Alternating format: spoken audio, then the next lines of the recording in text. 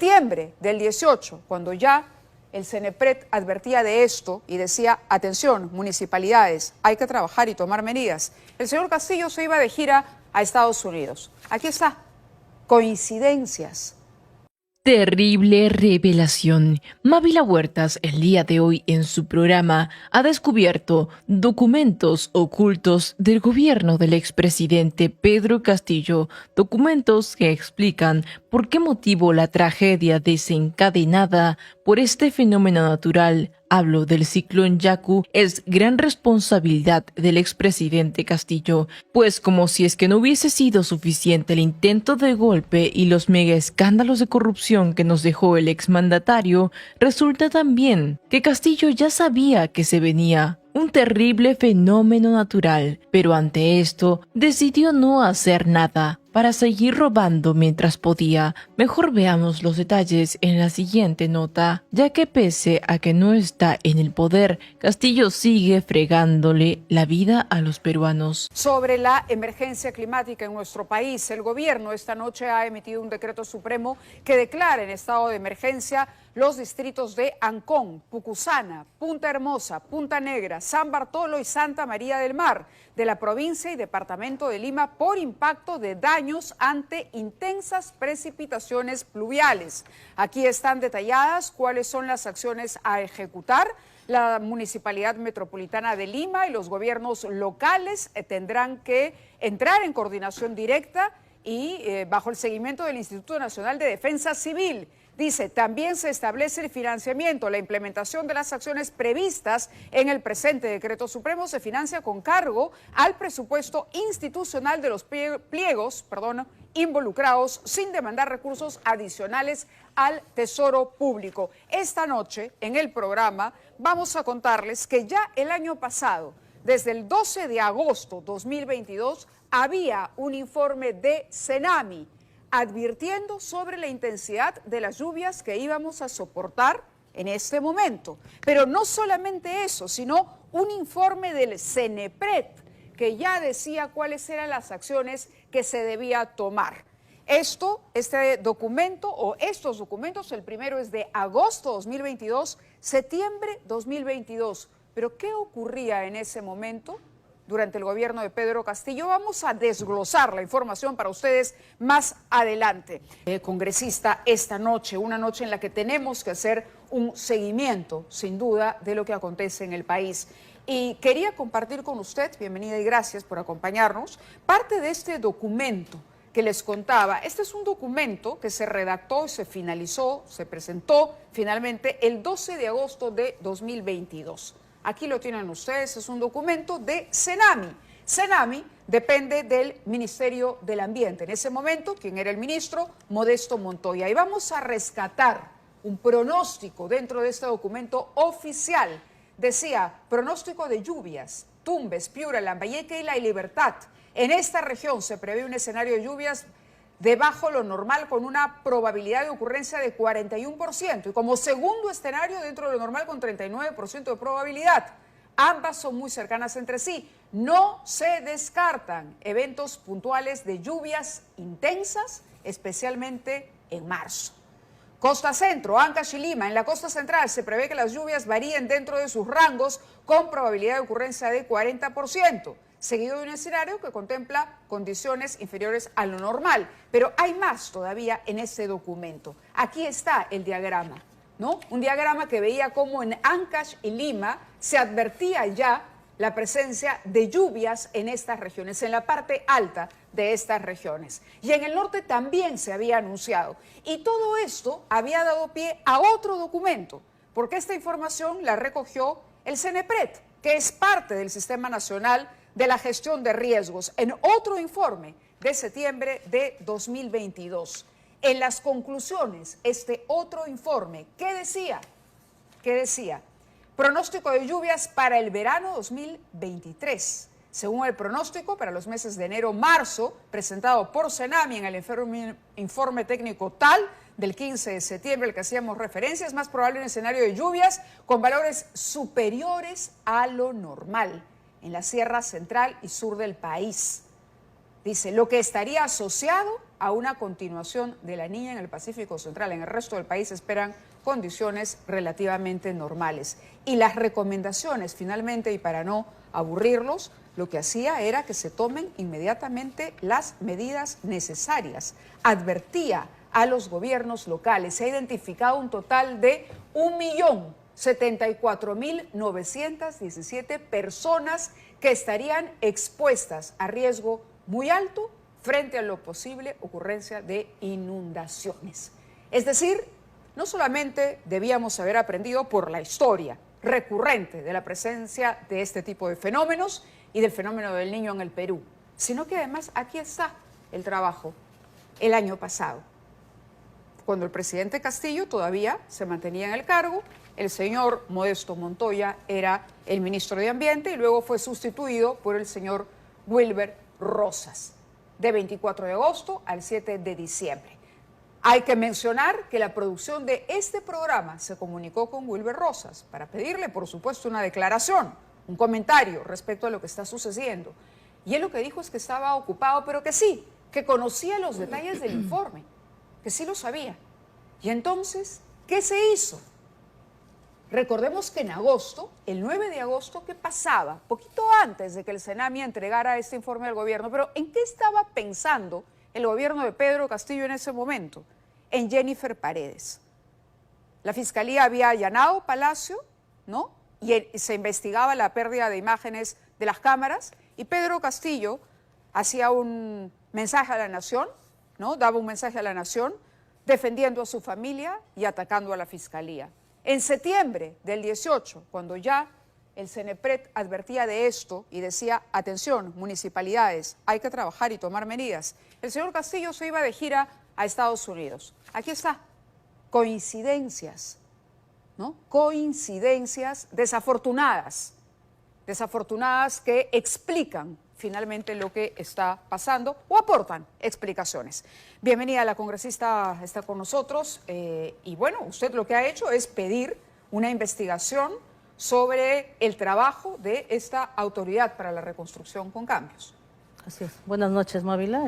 ¿Cuál es la opinión que se hace después de que hayamos compartido con nuestros televidentes y con usted aquí la información específica sobre los informes que ya se habían entregado? Lamentamos mucho lo que realmente hay esa información y que el gobierno no haya tomado cartas en el asunto y no haya comunicado y no haya hecho esa prevención sabiendo todos esos informes del CENAMI, ¿no?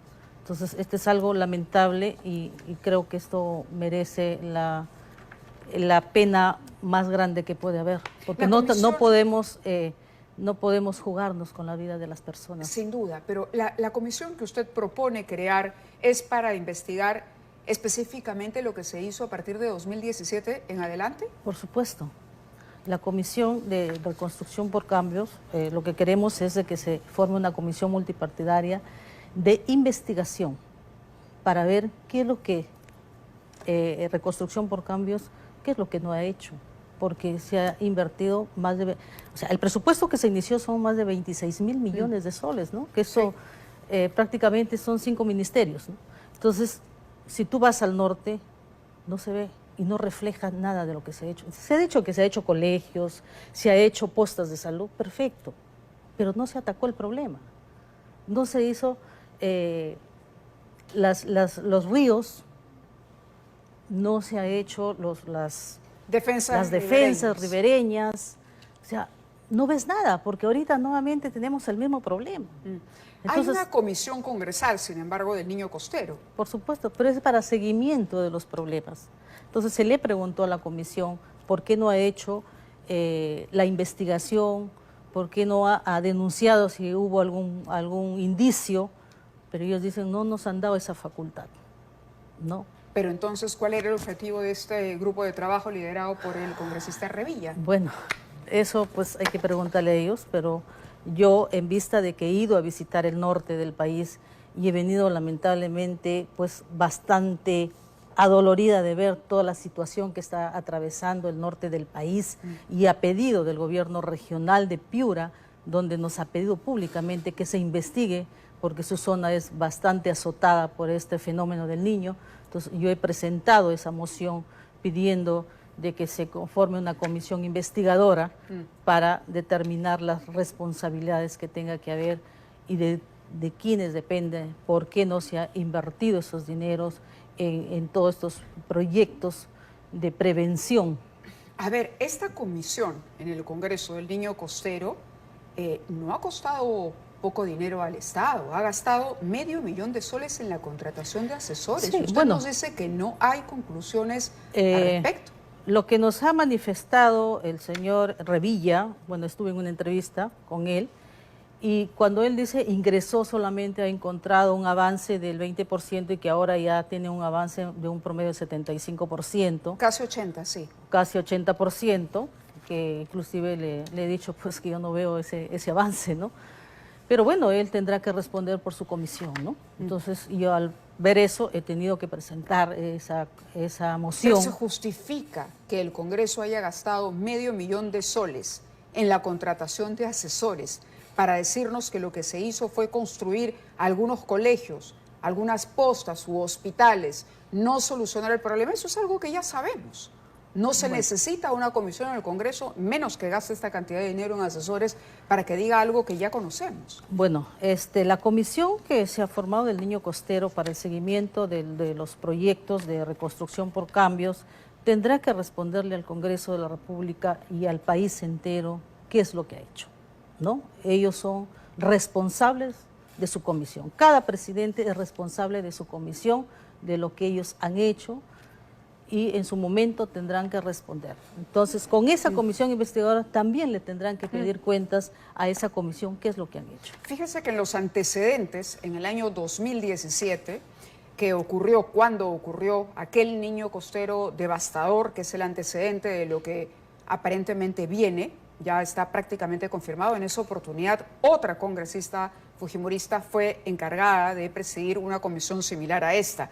En ese momento fue la congresista Carla Scheffer. Durante su gestión también se gastó $800,000 en 18 meses. El grupo pasó a manos de su colega Luis Humberto López Vilela, quien se quedó hasta que el expresidente Martín Vizcarra dispuso ya el cierre del Parlamento en septiembre de 2019. Sí, han habido varias comisiones. Lo que nos va demostrando este tipo de comisiones es que no ofrecen alternativas de solución ninguna, sino revelar y confirmar algo que yo creo que todo el Perú ya sabe, que es una eficiencia completa de sus autoridades. No sé si usted ha podido acceder a los informes de la Contraloría sobre lo que ha ocurrido con la Autoridad para la Reconstrucción con Cambios, pero en efecto se ha construido hospitales, se ha construido colegios. Lo que no se ha hecho es lo que usted dice, atacar el problema, el origen del problema, pero para no estar en estas circunstancias que estamos en este momento. ¿Quién diseña el plan de la reconstrucción con cambios? Es decir, ¿quién le dice al gobierno inglés esto es lo que vamos a construir? Es que por eso existe reconstrucción por cambios. Ellos tenían que tener un plan, un diseño. Se supone que ellos tuvieron que hacerlo. Por eso contrataron al Reino Unido. Le han pagado más de 600 millones de soles para hacer los convenios, ¿no? Se supone que si contrataron es porque tenían un plan de trabajo. Pero el gobierno inglés hizo lo que le pidió la autoridad peruana. Por supuesto. Es decir, si la autoridad peruana le dice, señores, necesito 3 colegios, necesito 3 hospitales, pues ellos fueron, construyeron los colegios, construyeron los hospitales. Mira, todo es importante, los colegios, las postas de salud, los hospitales, pero no atacaron el problema. Tuvieron que haber prioridades. Es más, le cuento otro detalle. El otro día conversábamos con el contralor Nelson Chak y él decía que muchos de los estudios que recibió el gobierno británico estaban mal hechos por las autoridades locales peruanas. Y por lo tanto, lo que hacía el gobierno cuando recibía, hablo de los británicos, recibían el informe, decían, esto está mal. Está mal, hay que regresar, corregir, volver a hacer y luego me lo traen cuando esté bien, porque yo no voy a invertir para un estudio que está mal hecho. Entonces, fue un problema de gestión peruana, nacional. Por eso te digo, Mávila, de que la Oficina de Reconstrucción por Cambios ha invertido mucho dinero en personal y no ha sido eficiente. Entonces, seguimos en lo mismo. ¿Y la comisión que usted propone? La comisión no va a generar ningún gasto pero al no Estado. es redundar en el trabajo que ya se ha hecho ahora. No va a redundar porque esta es la comisión investigadora, la que va a investigar, y le estoy proponiendo que lo hagan con los mismos trabajadores que tiene el Congreso de la República. No quiero que se contrate ningún asesor porque tenemos personal dentro del Congreso de la República. Quisiera compartir con usted un tuit muy importante. Patricio Valderrama ha sido secretario ejecutivo de Senami.